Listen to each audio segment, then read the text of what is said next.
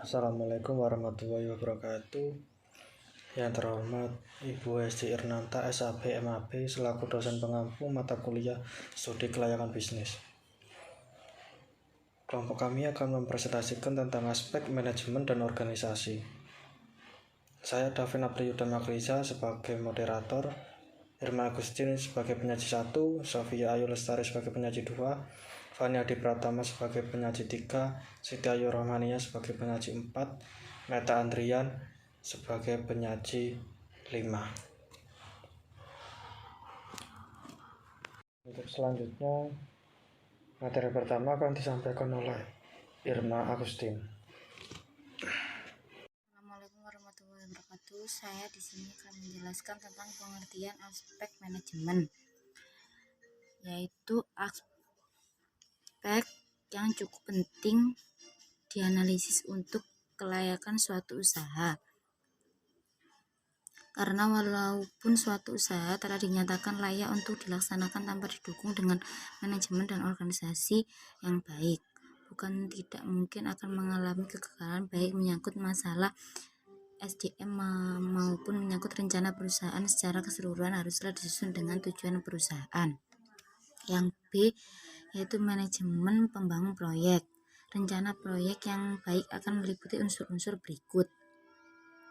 1. Menetapkan tujuan. 2. Mendefinisikan proyek. 3. Mencantumkan langkah utama untuk dilakukan. 4. Analisis biaya atau manfaat. 5. Jadwal waktu untuk penyelesaian. 6. Uraian mengenai sumber daya yang dibutuhkan untuk melaksanakan proyek. C. Manajemen sumber daya manusia, yaitu analisis jabatan. 2. Perancangan jabatan. 3. Perencanaan SDM. Sekian, terima kasih.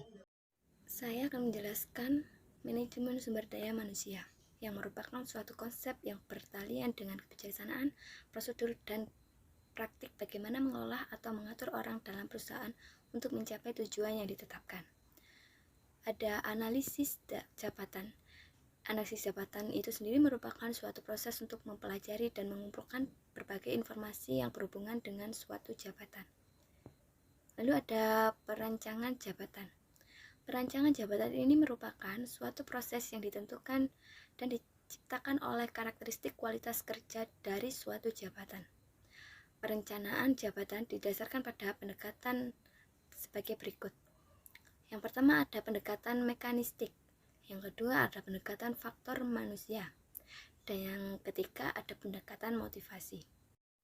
Lalu perencanaan sumber daya manusia, yang merupakan suatu kegiatan yang dilakukan secara sistematis untuk meramalkan atau memperkirakan kebutuhan sumber daya manusia dalam suatu bisnis atau perusahaan. Manfaat yang diperoleh perusahaan dari lingkungan kerja yang aman dan sehat adalah sebagai berikut. Yang pertama, meningkatkan produktivitas karena menurunnya jumlah hari kerja yang hilang. Yang kedua, meningkatkan efisiensi dan kualitas kerja. Yang ketiga, menurunkannya biaya-biaya kesehatan dan asuransi. Yang keempat, fleksibilitas dan apasibilitas yang lebih besar. Sekian dari Organisasi merupakan sesuatu yang telah melekat dalam kehidupan kita. Karena kita adalah makhluk sosial, kita hidup di dunia tidaklah sendirian, melainkan sebagai manifestasi makhluk sosial. Kita hidup berkelompok, bermasyarakat, berbangsa, dan bernegara.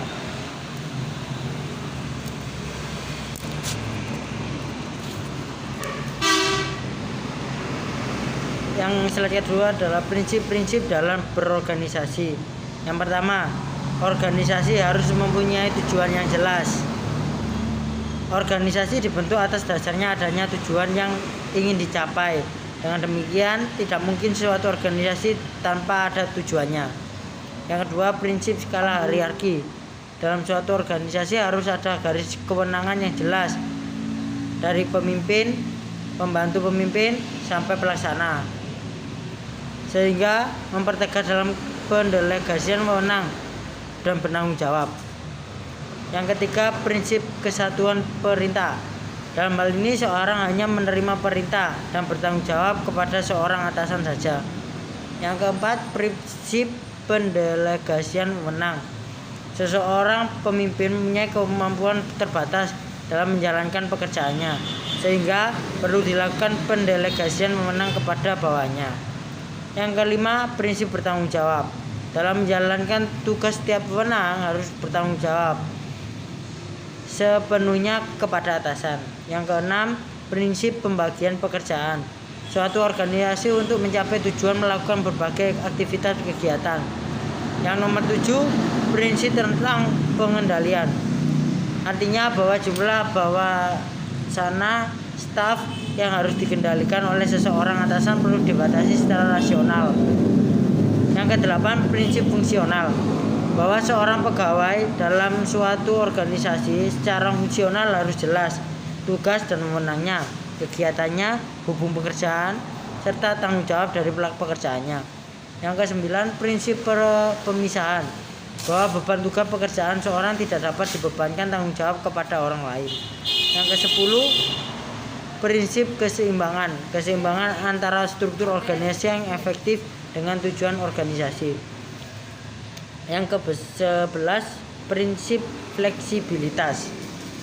Organisasi harus menantiasa melakukan pertumbuhan dan memperkembangkan suatu dengan dinamika organisasi sendiri atau internal faktor, dan juga karena adanya pengaruh di luar organisasi yaitu eksternal faktor, sehingga organisasi mampu menjalankan fungsi dan mencapai tujuannya. Yang terakhir adalah nomor 12, prinsip kepemimpinan. Dalam organisasi apapun bentuknya diperlukan ada kepemimpinan, atau dengan kata lain organisasi mampu menjalankan aktivitasnya karena adanya proses kepemimpinan yang digerakkan oleh pemimpin organisasi tersebut. Assalamualaikum warahmatullahi wabarakatuh. Saya Siti Ayu Rohmania akan menjelaskan tentang unsur-unsur organisasi. Yang pertama yaitu sebagai wadah atau tempat bekerja sama, dapat diartikan sebagai tempat atau kerangka mekanisme pendelegasian kekuasaan dan tanggung jawab. Yang kedua, sebagai proses kerjasama dua orang atau lebih, pembagian tugas agar pekerjaan dapat berjalan dengan lancar. Yang ketiga, adanya tugas atau kedudukan yang jelas, adanya pengaturan dan pembagian wewenang, tugas dan tanggung jawab. Yang keempat yaitu mempunyai tujuan tertentu, tujuan yang telah ditetapkan menjadi suatu acuan dalam tugas untuk pencapaiannya. Terima kasih. Assalamualaikum warahmatullahi wabarakatuh. Di sini saya akan menjelaskan tentang bentuk-bentuk organisasi. Yang pertama ada organisasi garis atau lini. Organisasi lini adalah organisasi yang semata-mata memiliki hubungan wewenang lini dalam organisasinya. Ciri-ciri organisasi ini yang pertama ada hubungan antara atasan atau bawahan masih bersifat langsung melalui suatu garis wewenang. Yang kedua ada jumlah karyawan sedikit, maka struktur organisasi masih sederhana. Yang ketiga, pimpinan dengan karyawannya saling mengenal dan dapat berhubungan setiap hari kerja. Yang keempat, masing-masing kepala unit memiliki wewenang dan tanggung jawab. Adapun keuntungan organisasi lini ini, yang pertama ada kesatuan pimpinan terjamin sepenuhnya karena pimpinan berada dalam suatu tangan. Yang kedua ada disiplin kerja para anggota pada umumnya tinggi. Yang ketiga ada koordinasi relatif mudah dilaksanakan. Kelemahan organisasi lini adalah ada dua, yaitu tujuan pribadi pucuk pimpinan sering kali tidak dapat dibedakan dengan tujuan organisasinya. Yang kedua ada kecenderungan pimpinan untuk bertindak secara otoriter. Yang kedua ada organisasi lini dan staf. Ciri-ciri organisasi ini yang pertama, organisasi besar dan bersifat kompleks, jumlah karyawannya banyak, hubungan antara atas. Yang kedua ada spesialisasi para karyawan dapat dikembangkan dan digunakan secara optimal. Yang tiga ada bawahan akan menerima perintah dan beberapa orang atasan. Yang keempat ada koordinasi menyeluruh, pada umumnya cukup pada level manajemen atas. Organisasi lini dan staf dan fungsional.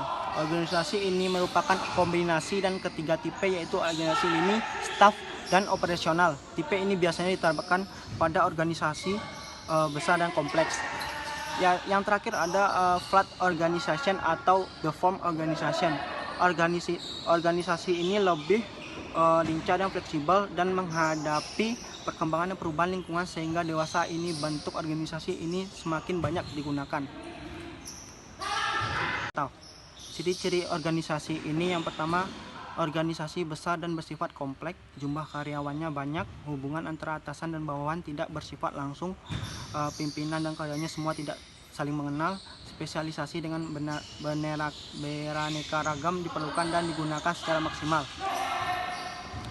Adapun keunggulan model organisasi lini dan staf antara lain, satu ada azas kesatuan pimpinan tetap dipertahankan. Yang kedua adanya pembagian tugas yang jelas antara pimpinan, staf, dan pelaksana. Yang tiga ada tipe organisasi lini dan staf fleksibel karena dapat diterapkan pada organisasi besar atau kecil. Adapun kelemahan model organisasi lini dan staf antara lain yaitu kelompok pelaksana sering bingung untuk membedakan perintah dan bantuan nasihat. Yang kedua ada solidaritas karyawannya kurang. Yang ketiga ada persaingan kurang sehat sering terjadi karena setiap unit menganggap tugasnya lah yang paling terpenting.